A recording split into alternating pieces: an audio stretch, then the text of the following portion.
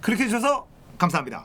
자, 이번에 다룰 이야기는 나경원 아들 논문 제1저자 의혹입니다. 나경원 자유한국당 원내대표의 아들이 서울대 공동연구 제1저자에 등재됐다라는 기사가 나왔습니다. 자, 기사를 좀 살펴보면 나경원 자유한국당 원내대표의 아들 김모 씨가 고등학생 시절인 2015년 의공학 관련 권위 있는 세계 학술대회에 제출된 포스터 연구에 제1저자로 등재된 것으로 확인됐다. 미국 고등학교 소속 학생이 서울대학교의 실험실과 교수진의 지원을 받아 연구 결과물을 만들었다는 점에서 논란이 될 것으로 보인다. 이런 기사가 났어요. 자, 의공학 분야 최대 학술대회로 꼽히는 국제의용생체공학 학술대회 EMBC 2015년도 연구 등록 자료를 보면 광용적 맥파와 심탄도를 이용한 심박출량 측정 타당성에 대한 연구 Research on the Pulse에서 김씨가 제1저자로 올라있다. 이 학술대회는 그해 8월 25에서 29일 이탈리아 밀라노에서 개최됐다. 자, 이런 기사가 나왔습니다. 나경원의 아들은 미국의 명문고등학교 세인트 폴 스쿨에 기재돼 있습니다. 함께 저자로 등록된 3명은 모두 서울대학교 소속입니다. 지도교수로 당시 윤영진 서울대 의공학과 교수가 이름을 올렸습니다. 또 다른 연구인 비실험실 환경에서의 심폐건강 평가를 위한 예비 연구 Preliminary Study for Estimation for에서 김씨는 6저자 중 공동저자로 등재돼 있습니다. 마찬가지로 세인트폴 스쿨 소속으로 기재돼 있으며 유일하게 고등학생입니다.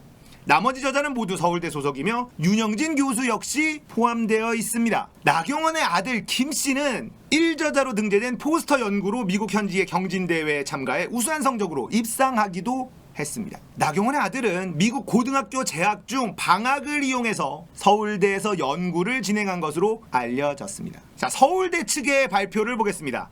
해당 연구는 논문이 아닌 포스터 발표용 현재 상황을 파악 중이다. 이렇게 밝혔습니다. 문제가 있다면 징계 여부 등을 검토할 것이다. 자, 그런데 나경원 원내대표는요, 입장문을 발표하죠. 사실과 다른 물타기성 의혹 제기를 하는 데 대한 강한 유감을 표하며 이는 아이에 대한 명백한 명예훼손이므로 허위 사실을 보도할 경우 법적 조치를 할 예정이다. 이분 법적 조치 엄청 좋아하시는 분입니다. 아이는 당시 논문을 작성한 바 없다. 이렇게 말했습니다. 아이는 고등학교를 우수한 성적 최우등 졸업으로 졸업했다. 이렇게 덧붙였다고 하네요. 자, 논문이 아닌 포스터 발표에 참여한 것이다. 이 얘기가 무슨 얘기일까요? 나경원 원내대표는 저희 아이가 미국에서 고등학교를 다니기 때문에 여름방학 동안 실험할 곳이 없어서 실험실 관련 부탁드린 적이 있다. 학술 논문을 쓰기 위한 것도 아니고 그 지역 고등학생들의 과학 경시대회에 나가는데 방학 동안 실험을 해야 했기 때문에 부탁한 것이다. 이렇게 해명했습니다. 8개월 후 과학 경시대회에 나가서 본인이 PT하고 수상하고 이렇게 일이 진행된 것으로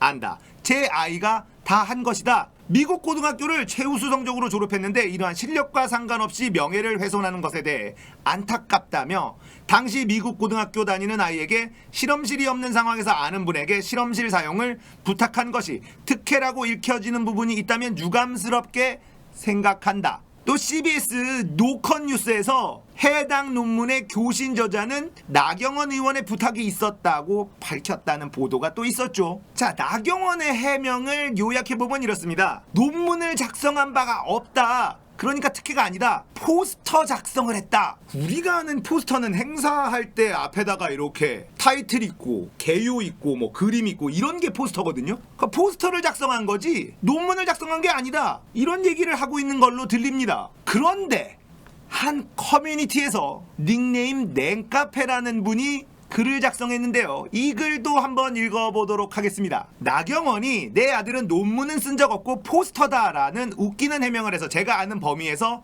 설명을 해보죠. 학계의 논문은 크게 학술 발표대회 논문, 컨퍼런스 페이퍼, CP, 학회지 논문, 저널 페이퍼, JP로 나뉩니다. CP, 컨퍼런스 페이퍼는 해당 분야의 최신 이론, 실험 결과 등을 연구자들과 토론하는 컨퍼런스에서 발표되는 논문이며 JP처럼 논문 심사, 게재를 위한 평가가 그리 엄격하지 않습니다. 물론 권위 있는 학회의 경우 CP를 제출하더라도 심사 과정에서 탈락하는 경우도 많습니다. JP는 보통 월간, 격월간으로 발간되는 해당 분야 학회에서 발생하는 말 그대로 논문지입니다. 이 경우에는 따로 가서 발표하는 과정이 없고 투고된 논문을 해당 분야에 검증된 학자들이 심사하여 통과된 논문을 논문지에 게재하는 것입니다. 나경원 아들이 제1저자로 등재됐다는 포스터는 CP와 관련되어 있으므로 이제부터 CP에 관하여 써봅니다. CP는 보통 학회 개최 1년 전, 짧으면 몇 달 전 해당 학회로 제출됩니다. 학술 발표대회 규모가 큰 경우 제출된 논문을 말로 발표하는 오럴 세션과 포스터 걸어놓고 발표하는 포스터 세션으로 나누어 운영합니다. 오럴 세션은 교실 크기 정도의 방에서 프로그램 순서에 맞게 자신의 논문을 15분 내외로 발표하고 질의응답하는 형식으로 진행됩니다. 포스터 세션은 강당 혹은 큰 홀 정도 크기의 방의 벽이나 파티션에 해당 논문의 발표본, 보통 발표 PPT를 인쇄한 것, 이것을 붙여놓고 발표자는 자신의 포스터 앞에 서 있다가 그 논문에 관심을 보이는 또 다른 참가자에게 설명 혹은 발표를 하는 형식입니다. 즉 오럴이나 포스터나 자신이 제출한 학술 발표 논문을 발표하는 두 가지 형식 중에 하나인 것입니다. 나경원이 내 아들은 논문 쓴 적 없고 포스트 발표만 했다고 말하는 것은 사실 나 엄청 무식해요 이거나 지난 여름 나와 내 아들이 뭘 했는지 나는 알지만 무식한 국민들은 그렇게 알고 찌그러져 있어라, 둘 중 하나입니다. 쬐끔 숨 좀 돌리는데 하도 가짜는 말을 쏴놔서 꼭지돌아 몇 자 남깁니다. 이런 글을 올렸습니다. 자, 저도 논문을 쓴 적이 없고 포스터다. 우리가 생각하는 포스터와 이 논문 발표의 포스터는 다른 거였습니다. CP, 컨퍼런스 페이퍼, 학술 발표 대회 논문입니다. 그 중에 말로 하는 오럴 세션과 포스터를 붙여놓고 설명하는 포스터 세션, 이렇게 나뉜다는 거죠. 그러니까 나경원의 아들은 이 포스트 세션을 활용했다는 겁니다. 어쨌든 논문이라는 거죠. 그리고 나경원 원내대표는 이렇게 얘기합니다. 우리 아들이 굉장히 똑똑한데 억울하다. 조국의 딸도 매우 똑똑했습니다. 조국의 딸 논문 제1저자가 온 나라를 들썩였죠. 얼마 전 김어준의 다스베이더에 국립암센터 센터장님이 나오셔서 논문 1저자에 대한 이야기를 해주셨습니다. 그 논문에서 제1저자로 고등학생을 쓰는 것에 대해서 문제가 있다고 보지 않는다, 이런 이야기를 해주더군요. 자세한 이야기는 김어준의 다스베이더를 참고하시면 되겠습니다. 자, 조국의 딸의 그 단국대 논문 과정에서는 조국의 딸만 참여한 것이 아니었죠. 다른 친구도 함께 참여했으나 그 친구는 너무 힘들어서 중도 포기했고 조국의 딸은 끝까지